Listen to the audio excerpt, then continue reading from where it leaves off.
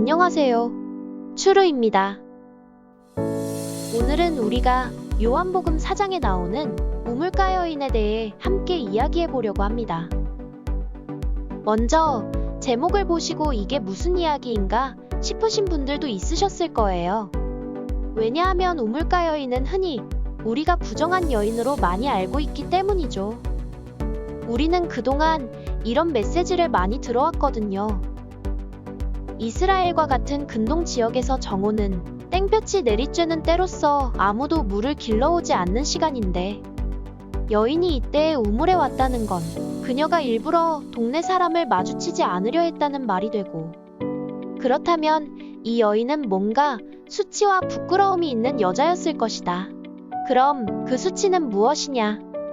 성경 구절을 보니 6번째 남자와 지내고 있다고 나오고 있는데, 그렇다면 그녀는 바로 부정한 여인이었을 것이다 라는 이야기를 우리가 들어왔던 거죠. 하지만 여러분, 결론부터 말하면 이 여인은 우리가 추측하는 그런 남편을 수시로 바꾼 부정한 여인이 아니랍니다. 정말일까요?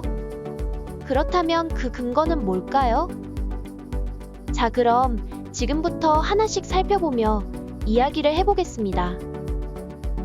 첫 번째로 문맥이에요. 여러분, 우리는 이 우물가 장면의 앞장을 보면 예수님이 영생을 주기 위해서 사마리아에 가셨다는 걸 알 수 있어요. 무슨 말이냐면 예수님은 요한복음 3장에서 독생자는 영생을 주기 위해 이 땅에 오신 거라고 말씀을 하시면서, 그러나 그 아들을 믿는 자에게는 영생이 있지만 아들에게 순종하지 아니하는 자는 영생을 보지 못하고 도리어 진노가 있다고 경고하셨어요. 그리고 나서 이제 예수님은 갈릴리로 이동하고자 하시는데 이때 일부러 사마리아를 통과해서 거기로 가겠다고 하세요.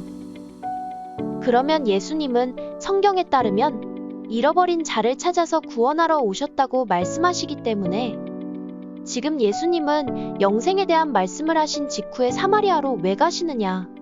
바로 잃어버린 자를 구원하러 가셨다는 거죠. 그렇기 때문에 여러분, 예수님과 이 여인 사이에는 어떤 이야기가 오고 가냐면 영원히 목마르지 아니하며 영생하도록 솟아나는 샘물이 될 것이다 라고 하는 대화가 전개되고 있는 걸 볼 수 있어요. 두 번째로 장소예요. 예수님이 찾아가신 곳은 야곱의 우물이었어요. 여러분, 예수님은 사마리아로 들어가실 때 아무데나 가신 게 아니에요. 다시 말해 길거리에서 우연히 이 여인을 만나신 게 아니라 야곱의 우물을 찾아가셨고 거기서 여인을 만나신 거지요. 우리가 잘 아는 대로 야곱은 12지파의 아버지, 즉 이스라엘의 아버지예요. 그러니까 예수님이 야곱의 우물을 찾아가신 것은 물론 실제적이고 역사적인 장소로서 거기에 진짜 야곱의 우물이 있었겠지만, 그래서 주님이 찾아가셨다기보다는 지금 예수님은 이스라엘의 믿음의 유산을 상징하는 곳에 가셨다는 사실이에요. 여러분, 실제로 우리가 성경을 찾아보면 우물은 생수와 연결이 되고 또 거기서 양들을 먹이는 목자와도 밀접하게 관련이 되는 걸 발견하게 돼요. 우리가 잘 아는 대로 이스라엘의 족장들은 바로 목자이지 않았나요? 즉, 아브라함이 바로 목자였어요. 그래서 창세기 13장을 보면 우리는 아브라함의 목자들과 롯의 목자들이 서로 다투는 이야기가 나오는 것을 보게 되기도 하고요. 이삭도 역시 목자였지요. 성경을 보면 그는 특별히 계속해서 우물을 파냈던 목자인 걸 우리가 볼 수 있는데, 왜냐하면 당시 이방 민족들이 아브라함 때에 팠던 우물을 막고 이삭을 괴롭혔기 때문이죠. 하지만 이때 이삭은 포기하지 않고 그 우물들을 끊임없이 파내서 마침내는 7의 우물, 즉 7이 상징하는 완전함의 우물, 브엘세바를 얻어낸 걸 보게 돼요. 이어서 여러분, 야곱은 어땠나요? 그도 역시 목자였어요. 야곱은 외삼촌 라반에게서 위탁받은 양떼들을 먹이고 잘 돌봐서 가축들을 심히 번성하게 하는 목자로 그려지고 있어요. 그리고 또 우리가 출애굽의 지도자 모세를 생각해보면 그도 역시 미디안 광야에서 양을 치던 목자로 등장하는 것을 보게 되죠. 하나님은 40년간 목자로 훈련받은 모세를 다시 부르셔서 이스라엘을 구원하는 일에 사용하세요. 여러분, 이스라엘의 대표적인 목자를 꼽자면 우리는 역시 다윗을 또한 빼놓을 수 없어요. 그는 소년이여 목동이라고 성경에 등장하고 있지만 그것은 단순히 철부지 양치기가 아니라 양을 짐승으로부터 지키고 그들에게 좋은 꼴을 먹이는 목양하는 자, 바로 하나님의 마음을 아는 자, 즉 다스리고 통치하는 자로 애표되고 있는 거예요. 후에 다윗은 실제로 왕이 되어 이스라엘을 다스리는 목자가 되지요. 그리고 마지막으로 여러분도 예상하셨듯이 우리의 구원자 예수님도 양들을 위해서 자신의 목숨까지도 버리는 선한 목자로 그렇게 나타나고 있지 않나요?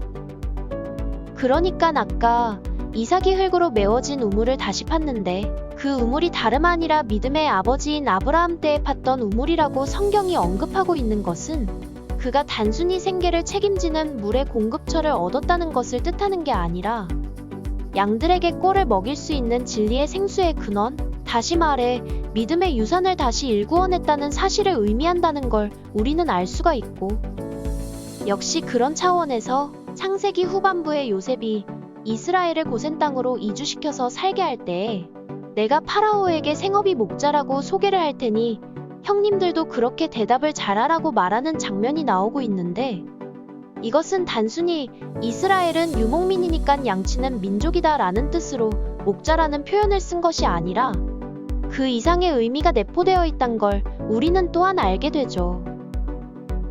보라, 하나님은 나의 구원이시라.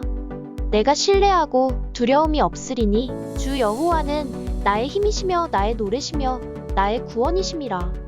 그러므로 너희가 기쁨으로 구원의 우물들에서 물을 기르리로다. 여러분, 한편 성경에서 우물에 대한 중요한 이미지가 하나 더 있다면 그것은 바로 우물에서 아들의 신부를 찾게 된다는 사실이에요. 창세기 24장에 보면 아브라함은 자신의 늙은 종에게 이삭의 신부감을 찾아오라고 명령하는데요. 그때 이 종이 하나님께 간절히 기도한 후에 이삭의 신부감을 찾아내었던 곳이 바로 우물이었죠. 그리고 희한하게 야곱도 보시면 형 에서를 피해 삼촌의 집으로 피난해 가던 길에 우물에서 그의 생질을 만나게 되는데 그 생질은 다름 아닌 이후에 야곱이 그렇게 아끼고 사랑했던 라헬이었어요. 게다가 모세도 보시면 미디안 땅으로 도망갔을 때에 우물에서 미디안 제사장의 딸 7명을 만나게 되는데 나중에 그중 한 명이 모세의 부인이 되지 않았나요?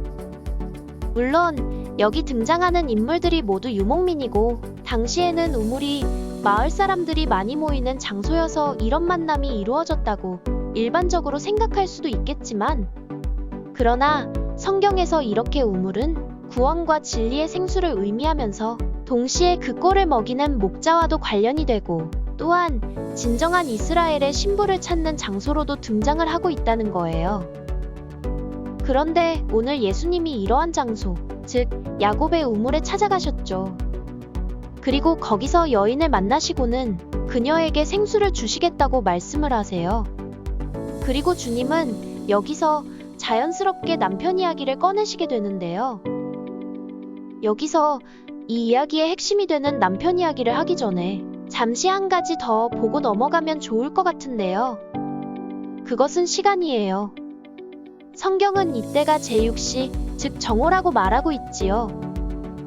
정오는 히브리어로 초하르인데 이것은 갑절의 빛이라는 뜻을 가지고 있어요. 즉 하루 중 빛이 가장 충만한 시간이 정오죠. 그러니까 성경에서 정오는 가장 뜨거운 시간이라기보다는 가장 빛이 밝은 시간이라는 거예요. 대표적으로 구약에서 정오에 일어난 사건을 살펴보면 아브라함이 성막문에 앉아있다가 삼위일체 하나님으로 상징되는 세 천사가 나타났을 때에 그를 맞이하여 대접한 사건이 나오고 있는데, 성경은 그 시작을 날이 뜨거울 때에, 즉 정오에, 다시 말해 빛이 가장 충만한 시간에 일어난 일이라고 언급하고 있어요.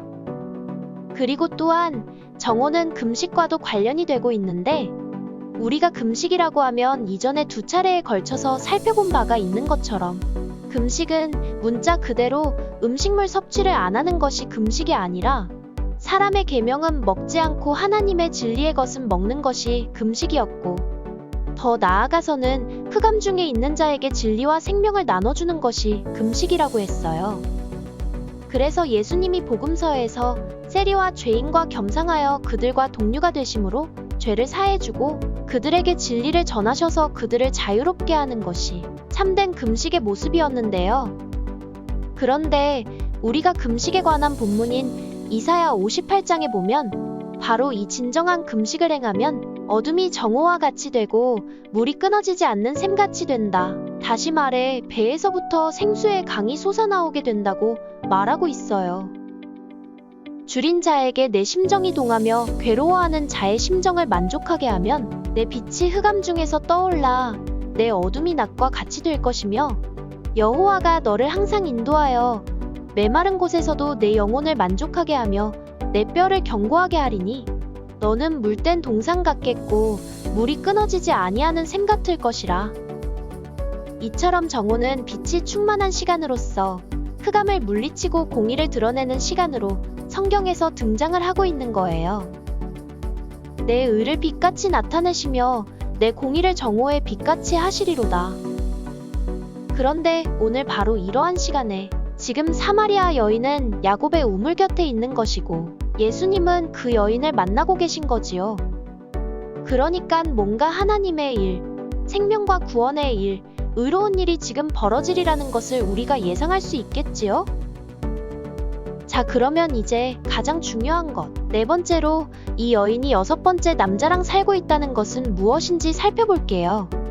이것은 그녀가 실제로 이혼을 5차례 하고 지금 여섯 번째 남자와 지내고 있다는 의미라기보다는 더 넓은 의미가 있다고 우리는 봐야 하는데요. 왜냐하면 성경에서는 많은 부분에서 하나님을 남편으로, 이스라엘을 아내로 표현하고 있기 때문이에요. 이는 너를 지으신 이가 내 남편이시라. 그의 이름은 만군의 여호와이시며 내 구속자는 이스라엘의 거룩한 이시라. 그는 온 땅의 하나님이라 일컬음을 받으실 것이라.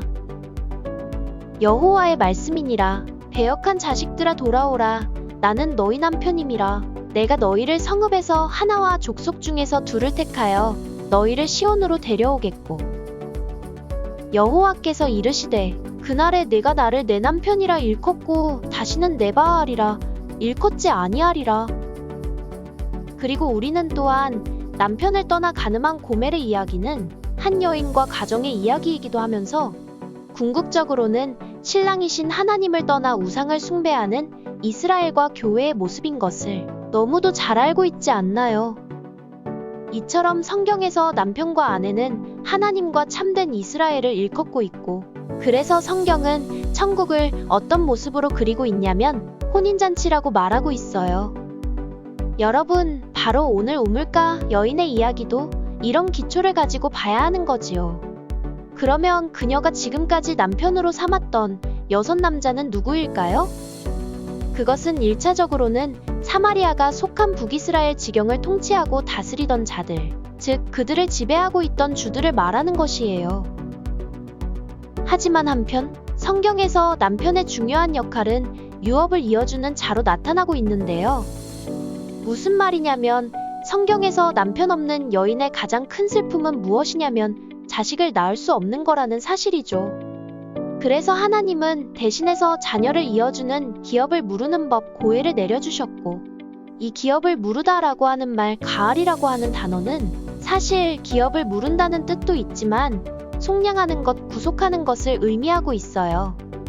왜냐하면 고헬은 단순히 혈통만을 이어주는데 의미가 있는 게 아니라 믿음과 유업을 상속할 장성한 자, 성경은 그것을 아들이라고 부르는데 그 믿음의 자녀를 잇는 것이기 때문이죠. 그런데 신기하게도 우리는 실제로 이 고해를 통해 룻과 보아스 사이에서 태어난 자손이 우리를 구속하는 구원자 예수님이신 걸 큰 그림 안에서 발견할 수가 있어요. 그러니깐 여러분, 사마리아 여인의 여섯 남자 이야기는 물리적으로 그들을 통치하고 다스리던 주들에 대한 것임을 넘어서 그녀가 하나님과 같은 남편, 이스라엘을 구속해줄 메시아를 간절히 찾았지만 아직까지 진정한 남편은 만나지 못했다는 걸 보여주고 있어요. 그런데 바로 그때 예수님이 일곱 번째 남편, 즉 일곱 번째 우물, 그 온전하고 완전한 우물 브엘세바와 같이 완전한 남편으로 나타나셔서 그녀에게 영생하도록 솟아나는 생수와 구원을 주신 거예요. 여기서 일곱 번째 남편이라고 하니깐 표면적으로 받아들여서 이상하게 생각해서는 안 되겠어요. 여러분, 이처럼 오늘 이 이야기는 진정한 신랑 예수님과 그리고 생명수를 애타게 찾는 이스라엘을 상징하는 신부에 대한 그림이랍니다. 이 여인이 부정한 여자가 아니라는 마지막 근거는 예수님의 질문에 대한 그녀의 반응이에요.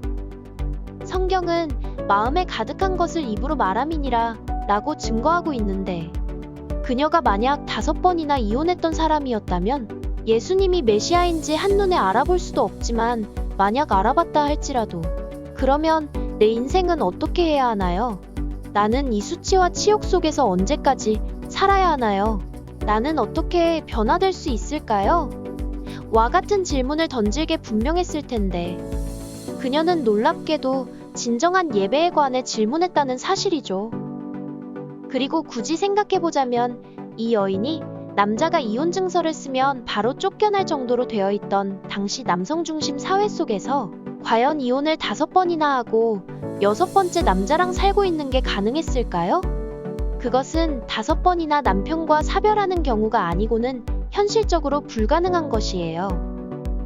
이처럼 여러분, 이 사마리아 여인은 잃어버린 이스라엘의 양을 대표하면서 또 넓은 의미로는 북이스라엘과 더 나아가 온 이스라엘 전체를 대표하는 인물로서 믿음의 야곱의 우물 곁에 찾아와 진정한 남편이신 메시아를 간절히 찾으며 어떻게 하나님을 참되게 예배할 수 있을지 고민하던 사람이었어요. 그러자 예수님은 3장에서 구원과 영생에 관한 말씀을 하시고는 갈릴리로 가시는 길에 바로 이 여인을 만나기 위해 일부러 사마리아로 들어가셨죠. 그리고 가장 빛이 충만한 정오 시간에 믿음의 우물 곁에서 이 여인을 만나시고는 배에서부터 생수의 강이 흘러넘치는 영생과 진리와 영의 예배를 전해주셨던 것이에요. 그러자 이 여인은 내가 그리스도를 만났다고 외치며 마을에 들어가서 복음을 전파하는 증거자로 살게 되었어요. 그래서 예수님은 마을에서 먹을 것을 사가지고 와서 이제 좀 드셔보라고 말하는 제자들에게, 나는 이미 양식을 먹었다. 내 양식은 물리적인 떡이 아니라 하나님의 일을 행하는 것이다. 그리고 나는 지금 그 일을 행하러 이 여인에게 왔으며 그녀에게 진리와 생명을 나누어 준 것이 바로 추수를 행한 일이라고까지 말씀을 하고 계세요. 여러분, 어떤가요? 우리는 과연 이 여인처럼 우리의 신랑이여 남편이신 예수님을 만나기 위해 갈망하고 있고, 그것을 찾기 위해 실제로 그러한 장소나 시간을 찾아 기도하며 간구하고 있고, 또한 참된 예배에 관해 고민하고 질문하며 끊임없이 찾고 두드리고 있는 모습이 있나요? 아마 우리는 이 여인보다 훨씬 못 미치지 않을까 싶어요.